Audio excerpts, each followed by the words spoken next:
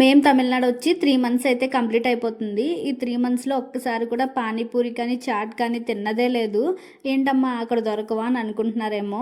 లేదు ఇక్కడ కూడా దొరుకుతాయి. కాకపోతే టేస్ట్ అది ఎలా ఉంటదో ఏంటో అని చెప్పేసి ఒక్కసారి కూడా ట్రై చేయలేదు. అరుణాచలం వెళ్ళొచ్చిన దగ్గర నుంచి కొంచెం హెల్త్ బాలేదు. ఏదైనా కారంగా తినాలనిపిస్తుంది. ఫస్ట్ అయితే బటానీ చాట్ చేద్దాం అనుకున్నాను.